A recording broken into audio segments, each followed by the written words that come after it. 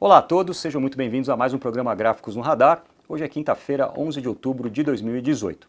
Bem, uma semana com bastante volatilidade. No início da semana, após as eleições, o índice Bovespa disparou, chegou próximo à sua máxima histórica, tocou ali nos 87.300 pontos e depois, durante a semana, pegou carona com o movimento de realização de lucros mais fortes, iniciadas nas principais bolsas mundiais, e acabou recuando para testar alguns níveis de suportes importantes, como a gente vai mostrar logo mais na análise gráfica.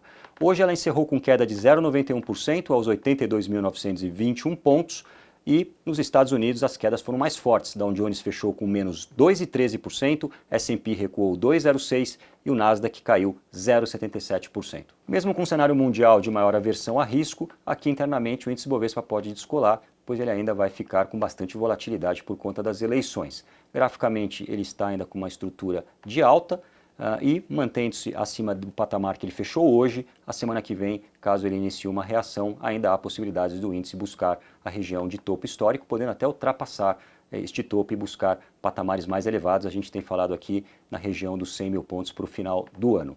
Falando um pouco do volume, a gente tem o saldo do investidor estrangeiro acumulado no ano positivo em mais de 2 bilhões, o que ajuda um pouco a posição dos comprados. Vamos ver então como é que ficaram os principais destaques para hoje. Bom, vamos começar com o gráfico do Dow Jones, primeiro numa escala diária, onde a gente observa que essa semana o Dow Jones perdeu o canal de alta na linha dos 26.350 pontos, com isso acelerou forte na queda, já perdeu mais 2 pontos de suporte, o 25.800, os 25.400 pontos também. Ele vai em busca da reta que ampara a alta desde abril de 2018, que projeta lá nos 24.780, ali pode ser um primeiro ponto de reação para o Dow Jones, que abandonou a tendência de alta de curto prazo. O índice Bovespa encerrou a semana com um pullback até a sua reta de resistência que havia sido superada na linha dos 82.800 pontos, ponto que agora passa a oferecer suporte que ainda ampara uma estrutura de alta. A gente tem aqui uma estrutura triangular que havia sido rompida logo após a eleição, na segunda-feira, onde o índice atingiu a região dos 87.300, voltou. Se ele conseguir na semana que vem se manter acima desse patamar, daria ainda para acreditar na continuidade da alta, visando inicialmente a sua máxima histórica, que ficou ali nos 88.300 pontos. Mais acima, o Ibovespa passaria a olhar para a casa dos 91.900 pontos.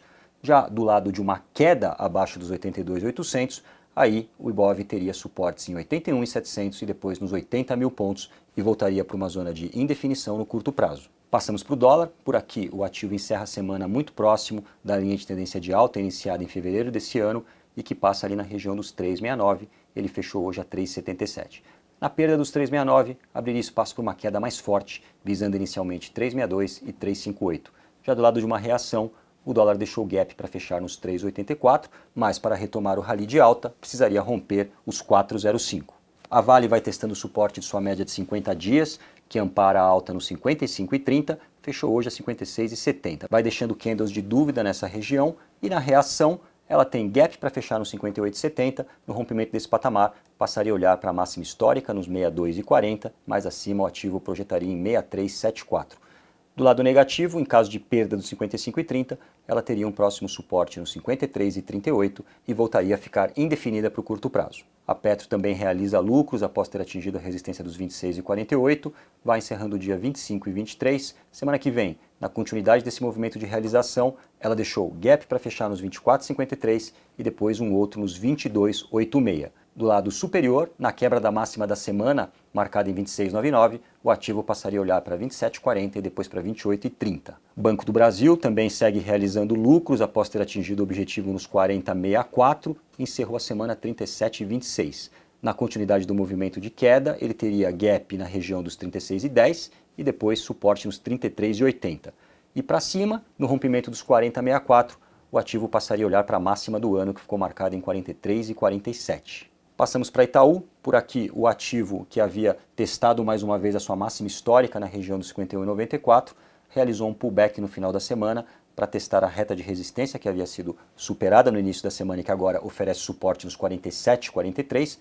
Se respeitar a semana que vem esse patamar, daria para acreditar na retomada do rally de alta, visando inicialmente o 51,94 e depois poderia estender o movimento até 54,73. Do lado negativo, vindo abaixo de 47,43, ela teria aqui gap para fechar na região dos 45,60. Passamos para a Hering. O ativo segue numa estrutura de alta, com suporte que ampara a formação nos 18,47, ela fechou a semana 18,64. Olhando para cima, caso ela consiga superar a máxima da semana nos 19,84, ela passaria a olhar para 20,70. Usiminas também realizou lucros após ter atingido o primeiro objetivo nos 9,98. Ela vai testando agora o apoio nos 9,22. Ela encerrou a semana 9,31. Mantendo-se acima de 9,22, ela poderia testar novamente a região de resistência e na quebra desse nível ela completaria a sua formação em W lá em cima nos 10,93. CSN também segue com uma estrutura positiva, apesar da realização dos últimos dias. Ela tem suporte em 9,02, principal resistência nos 10,18. Na quebra dos 10,18, o ativo ficaria livre para uma alta mais forte, visando 10,58, a máxima do ano, podendo estender o movimento até 11,22. Lojas Renner também com uma estrutura de alta, suporte que ampara a formação nos 34,26, ela encerrou a semana 34,50. Vindo acima de 36,44, confirmaria mais uma bandeira de alta que teria projeção de objetivo na região entre 37,42 e 39,04. Croton também tem uma estrutura de alta, apesar da realização de lucros dos últimos dias. O suporte que ampara a estrutura fica marcado nos 11,05. Ela encerrou a semana 11,23.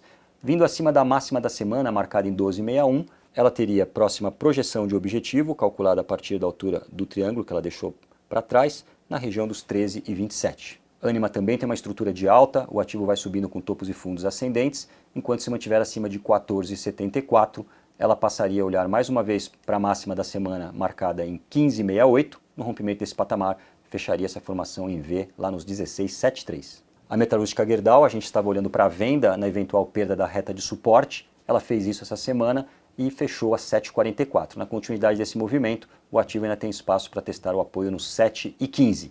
Reagiria, vindo acima de 7,60. Nesse caso, passaria a olhar para a máxima do ano, que ficou marcada nos 8,34. Atenção para as ações da Embraer, o ativo que trabalhava dentro de uma congestão retangular, onde o suporte ficava marcado nos 18,85. Hoje ela confirmou a perda desse nível, encerrando a semana 18,45, com espaço para vir buscar o fundo mais recente, marcado entre 18,18 ou um pouco mais abaixo na linha dos 17,89. Bom, pessoal, esses são os principais gráficos que eu separei para vocês hoje. Lembrando que amanhã não haverá pregão por conta do feriado. Vejo vocês então na segunda-feira.